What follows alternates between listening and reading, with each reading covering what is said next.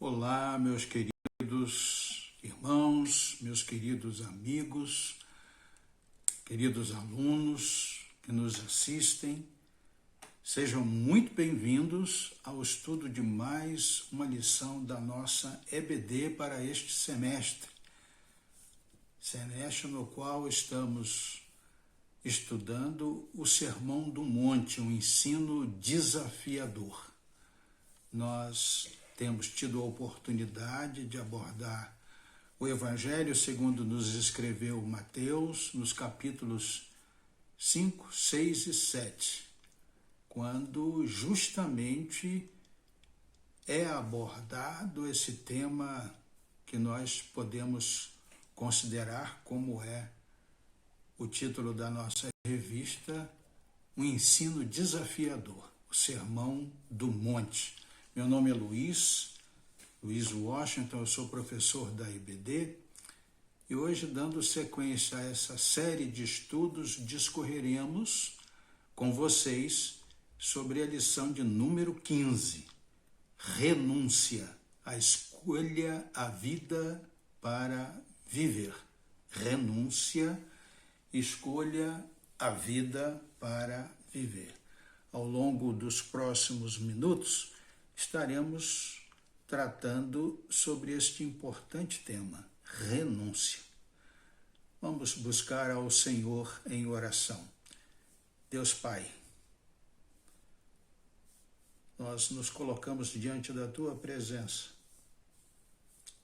e te pedimos, ó Deus, que o Teu Santo Espírito nos assessore, nos instrua, não somente a mim, que estarei tendo esta grande responsabilidade, mas também a todos quantos terão a oportunidade de poderem participar desta videoaula. Assim, nós nos colocamos diante da sua presença, com os corações agradecidos, em nome de Jesus. Amém. Queridos, o texto básico da nossa lição encontra-se em Mateus, Sermão do Monte, capítulo 7, e são somente 2 versículos que nós vamos recitá-los para vocês. Vamos ler para vocês. Diz-nos assim o Senhor Jesus: entrem pela porta estreita, pois larga é a porta e amplo o caminho que leva à perdição. E são muitos os que por ela entram. Como é estreita a porta, versículo 14, e apertado o caminho que nos leva à vida, são poucos os que a encontram. Tá certo? O texto devocional é um texto muito conhecido do Velho Testamento. Está lá registrado em Deuteronômio, capítulo 30, versículos de 15 a 20. É um texto em que Moisés coloca para o povo de Israel 2 opções para que eles escolham. E diz-nos assim o versículo 15, eu não vou ler todo o texto, mas diz-nos assim o versículo 15, vejam o que ponho diante de vocês, vida e prosperidade. 2 opções, ou morte e destruição. Vida e prosperidade, ou morte e destruição. E aí ele exorta o povo, versículo 16, pois hoje eu lhes ordeno que amem ao Senhor, o seu Deus, andem nos seus caminhos e guardem os seus mandamentos, decretos e ordenanças. Então, vocês terão vida e aumentarão em número, e o Senhor, o seu Deus, os abençoará na terra em que vocês estão entrando para dela tomar posse. Lá na frente, já no versículo de número 19, Moisés diz assim àquele povo: hoje invoco os céus e a terra como testemunhas contra vocês, de que coloquei diante de vocês a vida e a morte, a bênção e a maldição. Agora escolham a vida, para que vocês e os seus filhos vivam, e para que vocês amem o Senhor, o seu Deus, versículo 20. Ouçam a sua voz e se apeguem firmemente a Ele, pois o Senhor é a sua vida, e Ele lhes dará muitos anos na terra que jurou dar aos seus antepassados, Abraão, Isaque e Jacó. Esse é o texto devocional que nos leva a refletir dentro do tema dessa lição sobre o fato de que nós devemos estar preparados enquanto vida cristã que devemos ter para fazermos opções. E, claro, renunciar àquilo que aparentemente pode nos trazer mais alegria, mais prazer, pois que estes, com certeza, se não forem à vontade de Deus, serão efêmeros, serão momentâneos e não nos trará bênçãos. O versículo-chave é o versículo de número 19. Hoje invoco os céus e a terra como testemunha contra vocês, de que coloquei diante de vocês a vida e a morte, a bênção e a maldição. Escolham, portanto, a vida para que vocês e seus filhos vivam. O alvo da nossa lição, essa lição que se intitula Renúncia, escolha a vida para viver, ela tem como alvo, nosso propósito, nosso objetivo é que nós possamos oferecer a vocês, que nos ouvem, a oportunidade de fazer uma boa escolha. Ou seja, escolher o caminho que leva à vida, o caminho que leva a seguir a Jesus, de sermos os discípulos de Jesus. No decorrer dessa lição, cada um de nós deverá reforçar a escolha de nossa vida, seguir a Jesus, sermos discípulos de Jesus, sabendo que este deverá ser um desejo fiel de nossa parte. Não poderemos vacilar, até vacilaremos, mas o nosso intuito, o nosso objetivo será sempre de nos mantermos fiéis, né? Mesmo que isso signifique, não poucas vezes, renunciar. O que é renunciar, queridos? Renunciar é não desejar, é recusar, é rejeitar, né? Há uma aplicação desse verbo, renunciou os prazeres da mesa.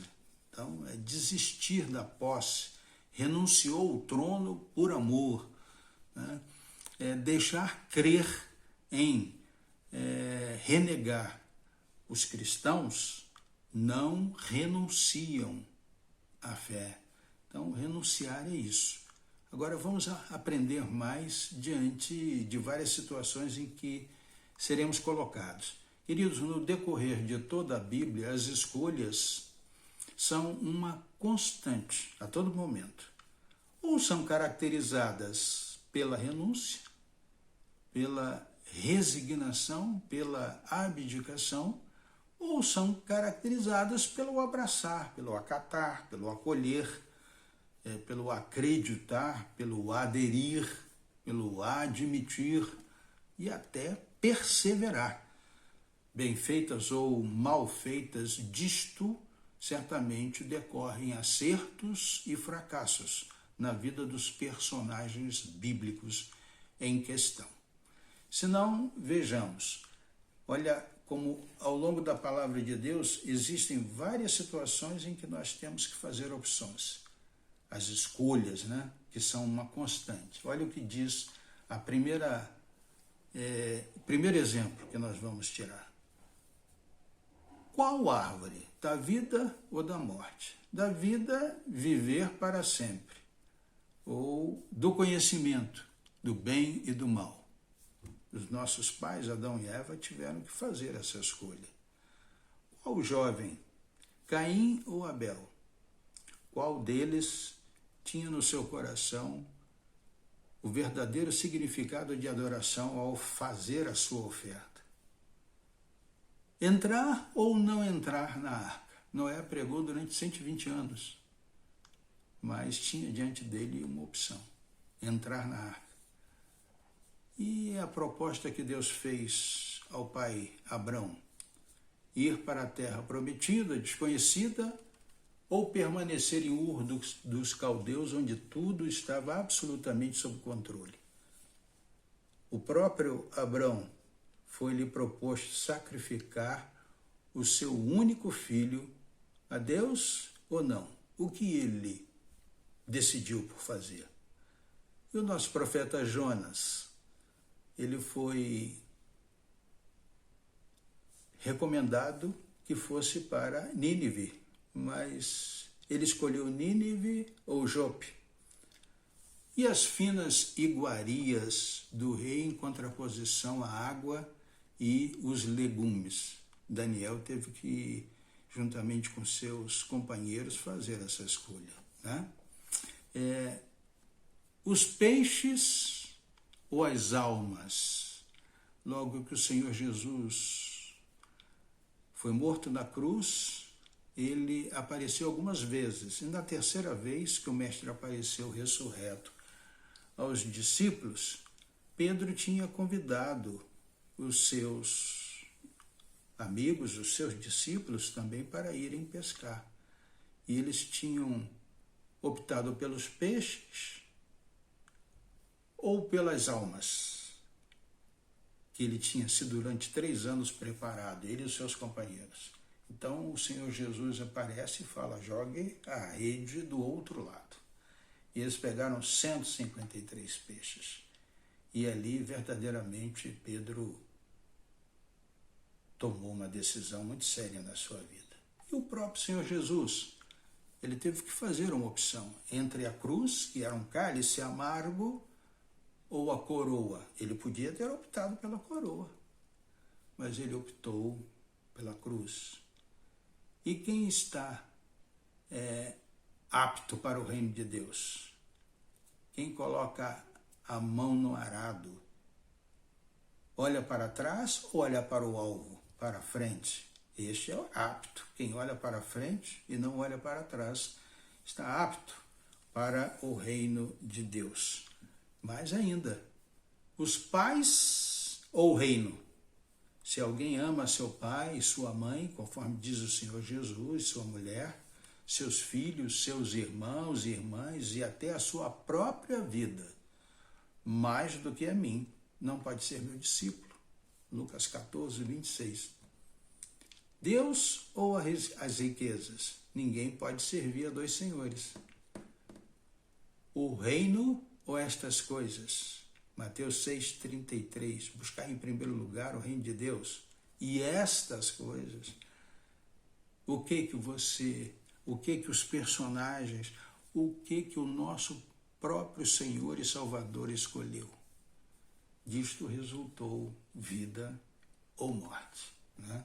Alguns desses personagens bíblicos assumiram uma disposição em contrário à vontade de Deus. Já outros não se contrapuseram à vontade de Deus. Por que isso? É porque a Bíblia, ela lida com seres humanos criados à imagem e semelhança de um Criador.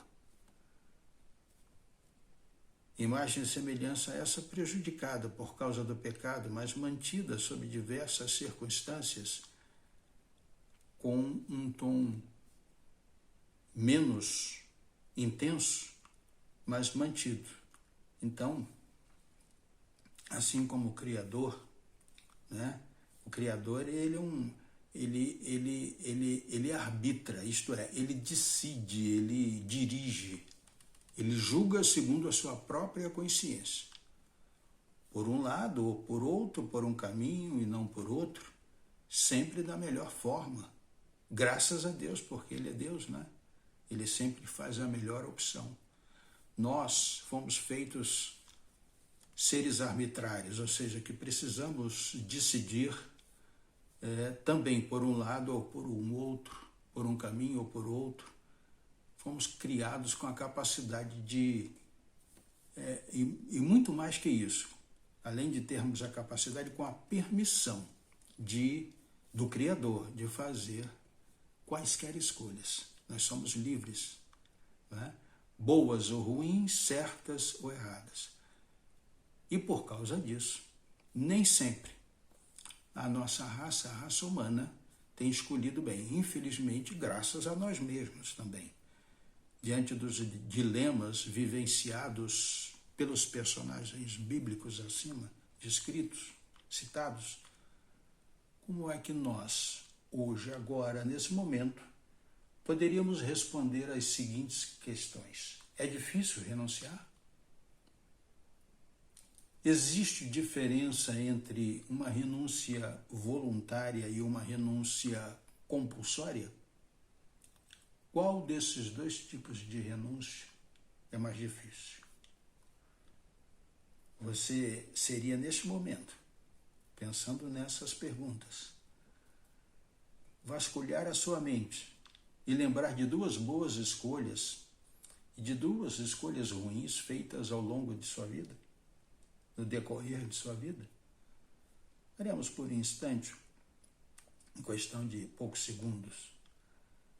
A nossa mente é muito rápida para pensar sobre essa questão, a fim de que preparemos o nosso coração, deixando-o invadir um pouco pelo um bom temor em relação ao assunto a ser considerado nessa lição.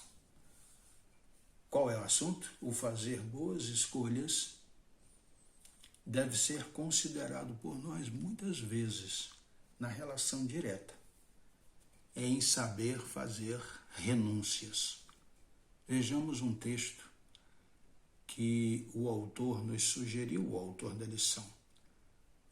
O texto tem como título O Campo dos Abacaxis. Esse texto está no livro A Verdadeira Felicidade, que também é um estudo sobre o Sermão do Monte. O autor desse livro é o pastor Jaime Camp. Ele é membro da CEPAL. CEPAL é Servindo aos Pastores e Líderes. É uma missão internacional, uma agência missionária internacional. Está estabelecido no nosso país desde 1963. Então, queridos, vamos rapidamente, o texto é longo, mas nós vamos procurar resumi-lo. Teremos aí uns 10 minutos para resumi-lo. Diante das seguintes reflexões, Deus nos fez pessoas capacitadas entre escolher o bom e o ruim, entre o certo e o errado. Isso nos leva a frequentes momentos em que temos que considerar se a renúncia se faz necessária, será ou não necessária acontecer. Seguir a Jesus, queridos, implica em renúncia, pois sempre teremos de escolher entre o certo e o errado, entre o bom e o ruim. E uma coisa importantíssima, é impossível conseguir tudo o que desejamos. Tá certo? Ou melhor, o que Deus tem reservado para nós, é impossível conseguir o que Deus tem reservado para nós, sem nunca ter de renunciar. A renúncia é uma característica do cristão. Vamos lá. Trata-se de uma história em que retrata uma família. No decorrer da história não há a menção de filhos, há a menção somente do esposo e da esposa. Ambos são missionários e estão num local que é caracterizado por ser uma ilha, uma selva, na Nova Guiné. Então, começa assim: minha família e eu trabalhamos com pessoas no meio da selva.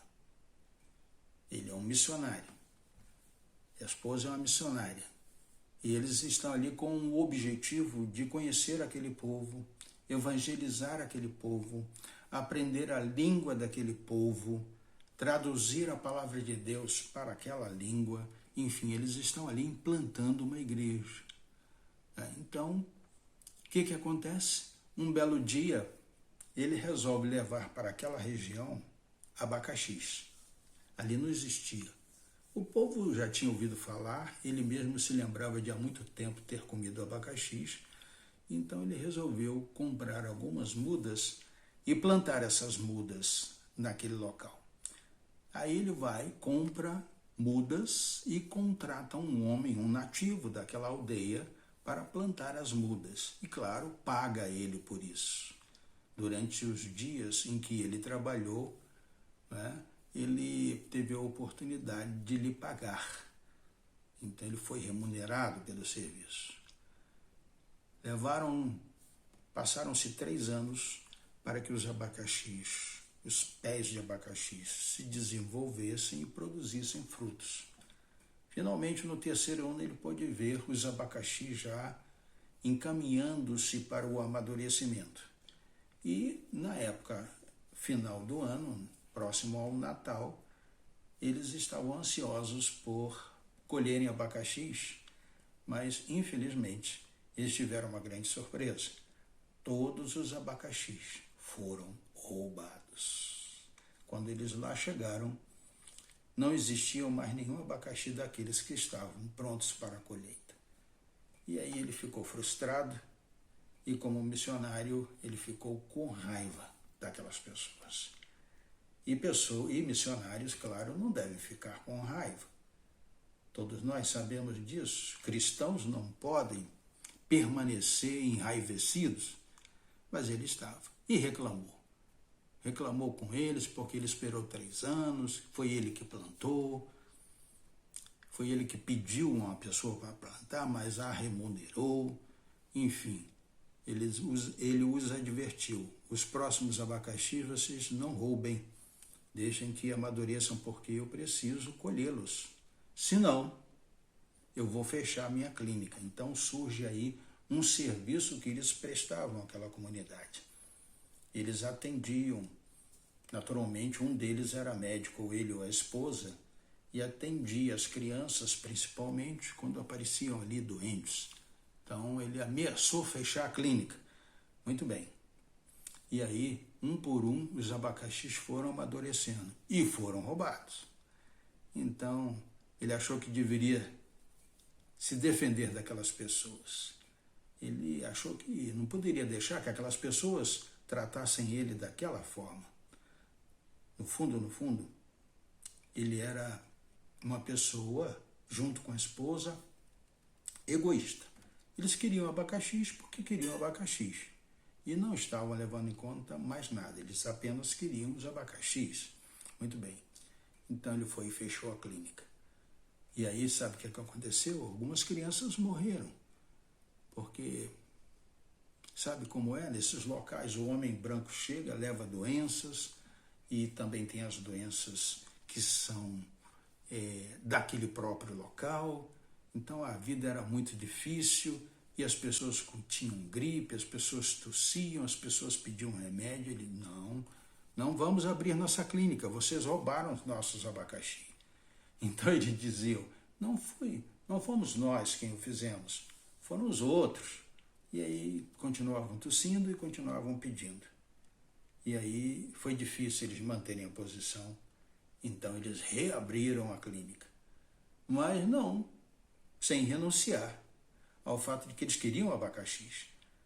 Então, o que eles descobriram? Que quem estava roubando os abacaxis foi a pessoa que ele pagou para plantar as mudas de abacaxi.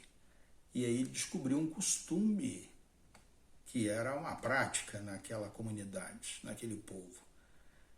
Eles entendiam que quem plantava, independentemente de estar ou não sendo remunerado por isso, é que eram os donos, é que eram aqueles que tinham o direito de comer os abacaxis.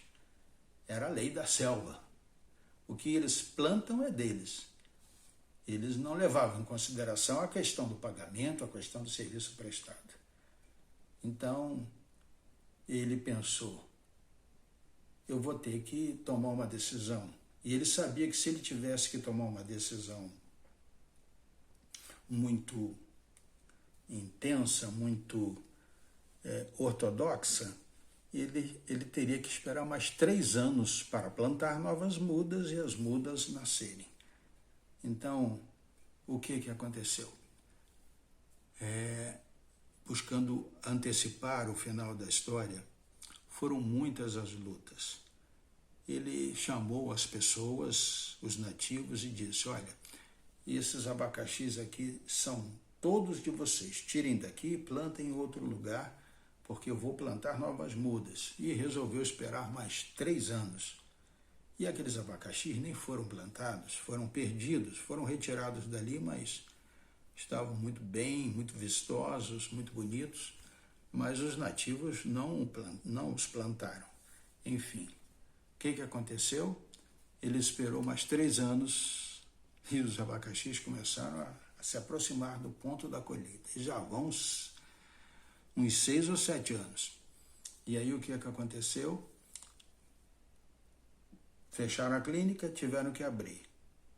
Os abacaxis foram replantados, começaram a amadurecer e continuaram sendo roubados. E aí o que ele resolveu fazer? Fechar o armazém, que era onde ele vendia sal, vendia anzóis, vendia tudo que era necessário para aquele povo, o mínimo, para que eles pudessem sobreviver. E aí, quando fecharam o armazém, em função de que eles estavam roubando o material deles, os abacaxis, eles não tinham mais nada que fazer ali. Porque a clínica até funcionava, mas e o armazém para lhes fornecer materiais de primeira necessidade? Então eles voltaram para a selva. E um belo dia, aquele missionário com a sua esposa achou-se diante de uma mesa farta de abacaxis, estava ali sentado, comendo abacaxis, mas não havia mais pessoas na aldeia. Ele não tinha mais ministério. Ele que estava traduzindo a Bíblia, estava procurando aprender a língua, ele que atendia as pessoas, ele que evangelizava, tudo aquilo.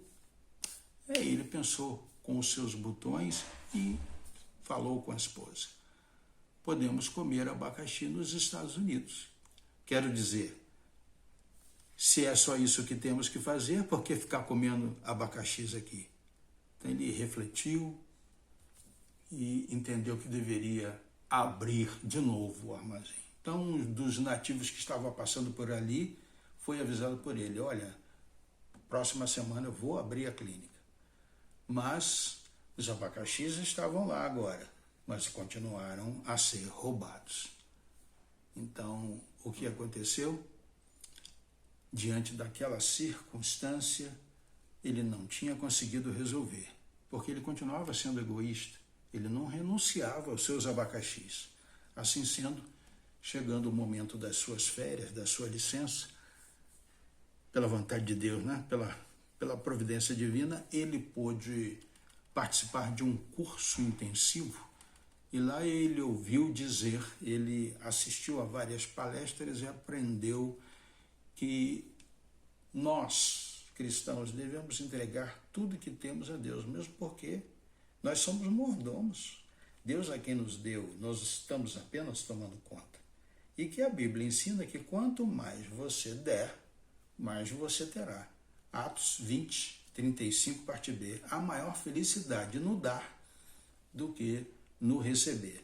Se você quiser guardar para si, aí você vai ter que zelar para que você tenha o suficiente.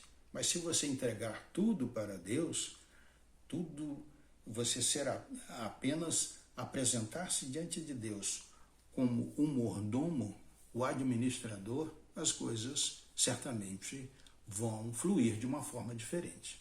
Esse é o princípio básico. E ele voltou e resolveu que entregaria a plantação de abacaxis para Deus. Então, um dia, à noite, ele foi para o meio daquela plantação e começou a orar: Senhor, tu sabes que eu lutei muito por plantar esses abacaxis aqui. Discuti com eles, exigi os meus direitos, mas tudo isso foi errado, Pai. Eu estou compreendendo isso agora. Eu reconheço o meu erro e quero entregar tudo ao Senhor. De agora em diante, se o Senhor quiser me deixar comer alguns abacaxis, tudo bem, pode dá-los a mim. Se não quiser, tudo bem também. Não tem nenhum problema, porque eles são seus. Então, o tempo passou e um dia, um daqueles nativos veio falar com ele. e dirigiu-se assim: Tuan, é a forma respeitosa com a qual eles se dirigiam àquele missionário. O senhor é cristão, não é verdade? Então ele quase que explodiu e quase que disse para ele: rapaz, eu sou cristão há mais de 30 anos. Mas ele se conteve, ele se controlou e perguntou para o nativo: por que você está me perguntando isso? É porque o senhor não fica mais com raiva quando roubamos os seus abacaxis. Eles responderam. Então isso abriu os olhos dele. Eu finalmente estava vivendo o que estivera pregando a eles. Eu lhes tinha dito que amassem uns aos outros, que fossem gentis com os outros e sempre exigira os meus direitos. E eles sabiam disso. Então, finalmente, alguém mais inteligente começaram a pensar: por que o Senhor não fica com raiva? Então, ele foi e explicou: olha, eu dei a plantação para Deus. Eu passei ela adiante. Eu entreguei para Deus. Ele agora é o dono dela. Ela não pertence mais a mim. Por isso, vocês não estão mais roubando os meus abacaxis. E por isso, eu não tenho mais raiva, porque os abacaxis não são meus. Os abacaxis são de Deus. Eu não tenho mais motivo, então, para sentir raiva de vocês. Então, eles reagiram. O Senhor deu a plantação a Deus? Ué, e lá onde ele mora, não tem abacaxis? E ele foi e respondeu: olha, eu não sei se tem ou não tem abacaxis lá onde ele mora. Eu sei, tenho plena certeza de que eu dei os abacaxis que aqui estão aí, eles não são mais meus, são de Deus. Então eles voltaram para a aldeia e disseram a todo mundo: vocês sabem de quem estamos roubando os abacaxis? Tuan, o Senhor não deveria ter feito isso, porque o Senhor não os pede de volta para que nós até possamos continuar roubando-os. Não é de admirar que agora nós estamos tendo dificuldade de caçar os porcos do mato. Quando vamos à caça, não conseguimos mais pegar nenhum. Não é de admirar que as nossas esposas não estão tendo mais filhos. Não é de admirar que os peixes não mordem mais a isca. E eles combinaram entre si: se os abacaxis são de Deus agora, não devemos mais roubá-los, né? Por quê? Porque eles tinham receio, tinham temor de Deus, né? Então os abacaxis começaram a amadurecer, os nativos vieram para avisar: Tuan, seus abacaxis estão muito maduros, eles vão apodrecer. E ele dizia: olha, aqueles abacaxis não são mais meus, eles são de Deus, mas eles vão apodrecer. Então ele ia lá, comia alguns, mas a grande maioria ele deixava para eles. Então, quando ele, no momento de reflexão junto à sua família, sentou para comer aquele 2 ou 3 abacaxis que ele pegou, ele orou ao Senhor dizendo assim: Pai, estamos comendo os seus abacaxis. Muito obrigado, Pai, por nos dar alguns. Então, durante todos aqueles anos, os nativos estiveram observando e prestando atenção naquele missionário. E eles viam que 2 coisas não combinavam. Era necessário a renúncia. E quando eu comecei a mudar, eles também mudaram. E sabe o que aconteceu? Em pouco tempo, muitos se tornaram cristãos. Me faz lembrar o 5º evangelho. Vocês devem estar curiosos, né? Mas na última quarta-feira, pastor Mateus nos falava, eu não me lembro de quem cunhou essa expressão, mas nós, cada um de nós, somos o 5º evangelho.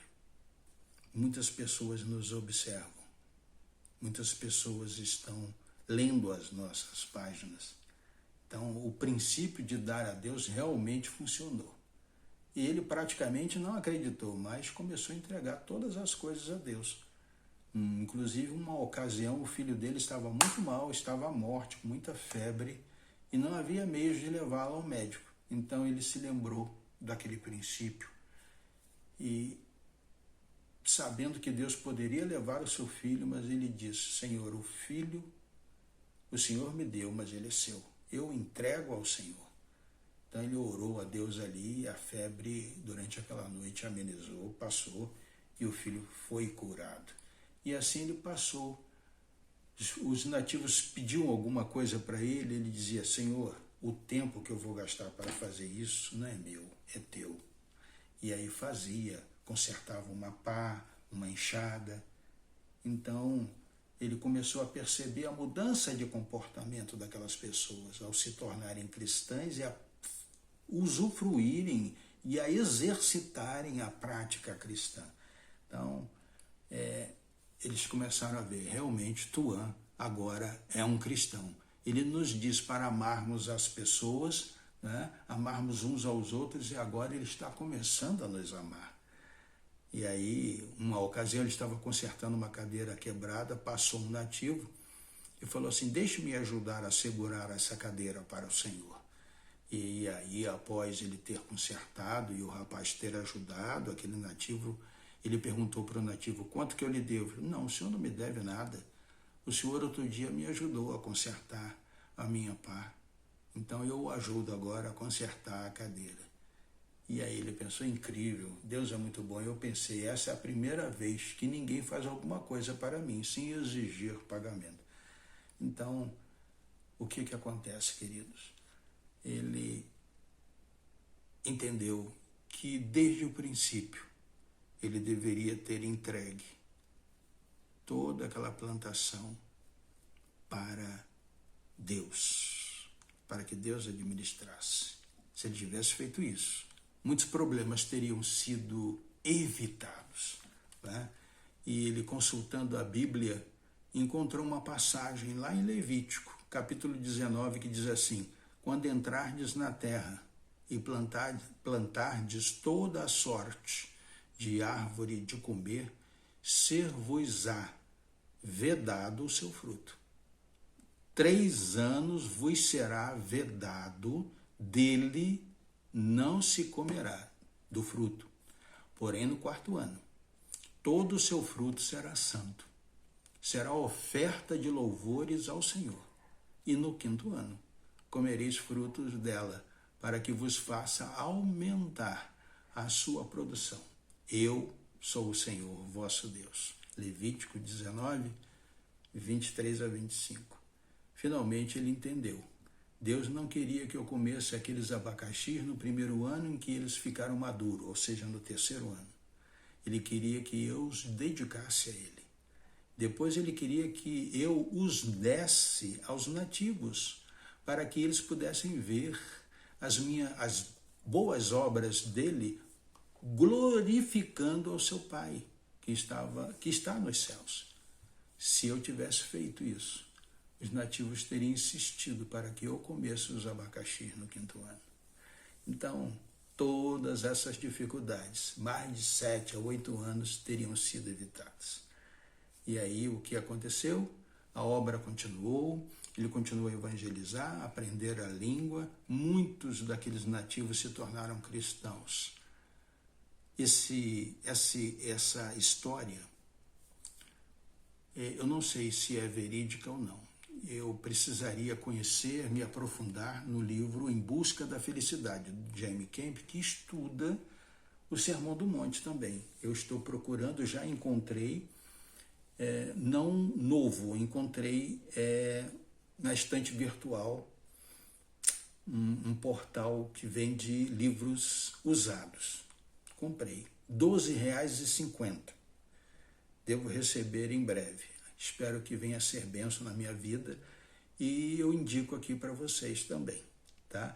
Então, queridos, agora rapidamente vamos fazer um resumo final. Por que o missionário, diante do roubo dos abacaxis, sentiu tanta raiva? Porque ele era egoísta. Ele só queria para ele. Ele não pensou em pegar aqueles abacaxis e dar para os nativos. Uma outra pergunta: quais as atitudes tomadas pelo missionário que demonstram que ele era uma pessoa egoísta sem nenhuma disposição para renunciar? Renunciar, tema da nossa lição. é porque ele demonstrou raiva dos nativos quando fechou a clínica, que dava atendimento médico às crianças da aldeia. Ele também deu a metade dos abacaxis aos nativos, lembra? Ele pegou a parte dele, mandou os nativos tirarem dali aquelas mudas que já estavam plantadas para que ele tornasse a plantar as dele. Então, ele demonstrou que não tinha interesse nenhum, ele não tinha amor nenhum as suas atitudes não demonstravam nenhum amor por aqueles nativos. Apenas ele queria se livrar dos nativos roubadores. Ele fechou também o armazém onde os nativos faziam compras. Outra pergunta que se pode se fazer: por que o missionário sentiu dificuldade de tomar as atitudes de renunciar? Porque se ele renunciasse, ele teria que recomeçar tudo outra vez. Ele até o fez, ele começou tudo outra vez, mas sem renunciar, o que de nada valeu, né? Quais as consequências dele não ter renunciado? Bom, sérias. Ele perdeu tudo, perdeu seus bens, perdeu suas amizades, que eram os próprios nativos, perdeu seu ministério, ficou sozinho, a ponto de pensar: se eu estou aqui comendo abacaxis, por que eu então não volto para a minha terra? Quais as soluções que ele encontrou para não renunciar? Eu não contei, mas nessa luta que ele teve, evitando a renúncia, ele teve até o trabalho de comprar um pastor, comprar um cachorro da raça pastor alemão para cuidar da plantação. Ninguém aparecia lá. Mas sabe o que aconteceu? Também ninguém aparecia no armazém, todo mundo voltou para o interior da mata. O que não adiantou colocar um cachorro lá. O que o missionário precisou então fazer para renunciar? Ele tomou aquela sábia decisão de entregar, né, tudo a Deus. Entregou a plantação de abacaxis para Deus, reconheceu o seu erro e começou a tratar os nativos da forma como ele ensinava na teoria. Ele começou a fazer na prática, tratá-los com amor. E quais as consequências da renúncia na vida daquele missionário? Observou-se uma grande transformação. Ele passou a viver o que ele ensinava, o que ele pregava. Ele passou a ter desprendimento dos bens materiais. Ele passou a ter disponibilidade para o trabalho do Senhor, na medida que ele se relacionava mais profunda e intimamente com os nativos. Ele passou a demonstrar amor ao próximo. Ele deixou de esperar recompensas pelo que ele fazia para os nativos. E como, queridos, para finalizar, seria a história do missionário? Como seria a história se o missionário tivesse renunciado lá no princípio? Ele teria evitado todos os problemas que aconteceram em muitos anos de perdas, mais de 8 anos, e não teria demorado tanto para receber as bênçãos, que no caso não era só comer os abacaxis, era o trabalho, o ministério dele avançar, não é? Então, renunciar, entrar pela porta estreita, transitar pelo caminho apertado, é algo que deve ser inerente à vida, à prática de todos nós que somos cristãos. Sobre a porta estreita, que significa renúncia, há um ditado que nos ajuda a compreender bem o quanto é impossível empreendermos conquistas sem que no percurso, no caminho a ser percorrido durante o processo, venhamos a ter perdas, reveses e até mesmo prejuízos decorrentes da empreitada assumida, em prol de se ser bem ou mal sucedido. Sabe qual é o ditado francês? Eu não sabia que era francês, descobri há pouco tempo, pesquisando aqui. Não se faz omelete sem quebrar ovos. Você não pode ter um delicioso omelete se você não quebrar vários ovos. Não é verdade? Isto quer dizer que, em outras palavras, que na vida nós não podemos ter tudo. o autor da lição nos traz expressões que caracterizam muito bem essa ideia. Haverá a necessidade de aprender a abandonar para poder abraçar. Haverá a necessidade de deixar para encontrar, de soltar para pegar, de perder para encontrar, de descer para subir, de fechar para tornar a abrir.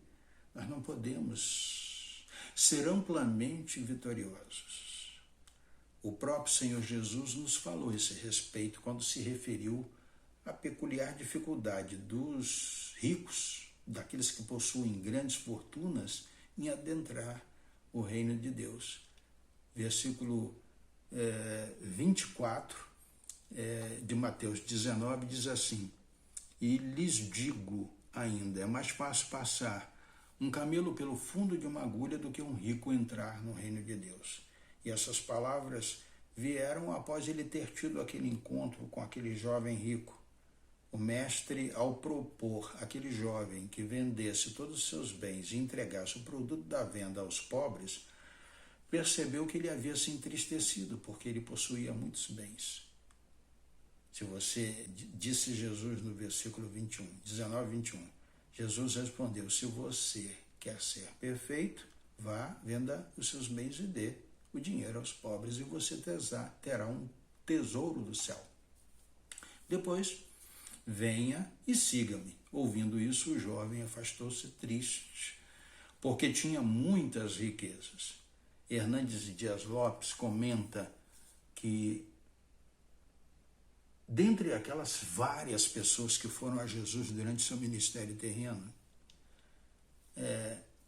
esse jovem rico foi o único que saiu pior do que chegou. Por quê? Segundo o Evangelho de Marcos 10, versículo 21, olha como Jesus se dirige a ele. Jesus olhou para ele e o amou. Falta-lhe uma coisa, disse ele: vai e venda tudo, e você já conhece o que Jesus propôs. Mas Jesus olhou para ele e o amou.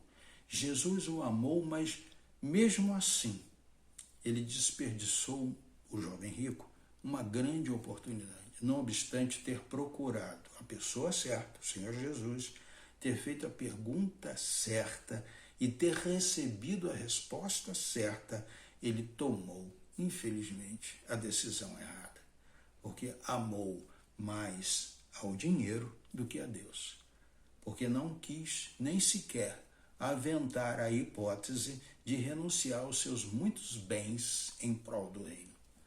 Notório é que a questão que o mestre ressalta não são os bens do jovem rico. Não há nenhuma dificuldade aí. Deus não condena isso. Mas é o amor dele, desse jovem rico, aos bens. O fato do seu coração estar voltado para os seus bens. Em 1 Timóteo 6,10, nós vemos a seguinte expressão de Paulo: pois o amor ao dinheiro é a raiz de todos os males. Né? Então, ainda enfatizando renúncia, há somente, queridos e queridas, um evangelho, o da porta estreita. Por esta porta, segundo o autor da lição, somente passam corações órfãos, corações sem pai e nem mãe. Mateus 10, 37. Quem ama seu pai ou a sua mãe mais do que a mim não é digno de mim. Quem ama seu filho ou a sua filha mais do que a mim não é digno de mim. Então, por essa porta estreita, só passam pessoas que entendem que mais importante que seu pai e sua mãe é o Senhor Jesus. Veja, ele não está condenando aqui nós termos pai e sermos pessoas que tratem os nossos pais com dignidade, os nossos filhos com amor. Mas ele está chamando-nos a atenção para que esta dedicação aos nossos pais, aos nossos filhos, não seja maior do que a ele. Também nessa porta estreita, onde temos que fazer renúncias, passam somente corações solteiros. E aí, está havendo condenação para quem é casado? Lucas 14, 20. Ainda outro disse, acabo de me casar e por isso não posso ir. Lembram? É a grande ceia. Muitos foram convidados, mas na hora muitos deram as mais variadas desculpas. Desculpas como compra de imóveis, desculpa como compra de móveis, desculpa como casamento, como esse caso aí. Então, eles não foram, não aceitaram o convite. Então, o que aconteceu? Coração solteiro. Você precisa ser casado, mas o seu coração tem que ser, primeiramente, do Senhor Jesus. Amém? Também por essa porta estreita, onde havemos de renunciar profundamente, intensamente, só vão passar almas falidas, nuas. Mateus 10, 38. E quem não toma sua cruz e não me segue, não é digno de mim. E aí ele diz no versículo 39, quem acha a sua vida, a perderá. E quem perde a sua vida, por amor de mim, ou seja, por minha causa, a encontrará. Então, por essa porta estreita, passam almas falidas, nuas, que entregaram suas vidas, perderam as suas vidas. Amém? Ainda continuando para finalizar a nossa lição, havemos de entender o seguinte, após uma porta estreita, segue-se um caminho apertado. Lembra do texto básico? Entrem pela porta estreita, pois larga é a porta e amplo o caminho que leva à perdição. E são muitos os que entram por ela. Versículo 14. Como é estreita a porta e apertado o caminho que leva à vida, são poucos os que a encontram. Então, ainda, muito mais que uma porta estreita para começar. Há também um caminho estreito e apertado para continuarmos a jornada rumo aos céus. E em cada dia haverá mais e mais renúncias. Jesus dizia a todos, Lucas capítulo 9, versículo 23, se alguém quiser acompanhar-me, negue-se a si mesmo, ponto, vírgula, melhor dizendo, vírgula, tome diariamente a sua cruz e siga-me. Então, o caminho é apertado, o caminho após a passagem pela porta, ele continua apertado. Então, queridos, o evangelista Lucas, Mateus e Marcos, eles nos falam, os três falam-nos acerca do tomar a sua cruz e seguir a Jesus. Mas Lucas é aquele que cita diariamente. E ele fala-nos do custo do discipulado. Qual é? A si mesmo se negue. E ele fala que após isto há de se observar o dia a dia, diariamente. Então, observem que o dia a dia, ele vem após o negue-se a si mesmo. Esta, queridos, queridas, é a obra do Espírito Santo de Deus em nossas vidas, para nos lembrar que a porta é estreita, tanto quanto o caminho é apertado. E ao longo de toda essa jornada, renúncias, escolhas, opções serão necessárias. Para concluir, é claro que todos nós gostaríamos de que tivéssemos sempre diante de nós mais que uma opção para nossas escolhas, para nos facilitar. Mas o Mestre, o Senhor Jesus, no seu Evangelho não nos deixa tantas opções. Ele nos ensinou que devemos escolher apenas uma entre duas opções. Então, há duas portas, a larga e a estreita. Há dois caminhos, um largo e espaçoso e um estreito. Há dois destinos, o céu ou fora do céu. Há duas multidões, a multidão dos perdidos e a multidão dos salvos. Então, há necessidade de que, em todo tempo, façamos boas escolhas. Amém? Oremos. Senhor nosso Deus, muito obrigado, Pai, porque a Tua palavra nos ensina a fazermos boas escolhas. A melhor delas é seguir ao Senhor Jesus. E nós te agradecemos porque Ele nos prometeu e nos enviou o Seu Santo Espírito, o nosso Paráclitos, o nosso Consolador, o nosso ensinador, o nosso mestre, aquele que está ao nosso lado sempre a nos chamar a atenção para as escolhas que havemos de fazer, que sempre possamos escolher aquelas que nos levem a sermos abençoados. Ó Deus, vos rogamos, no nome dele, do Senhor Jesus, que tu nos capacites diariamente a tomarmos a sua cruz e a segui-lo.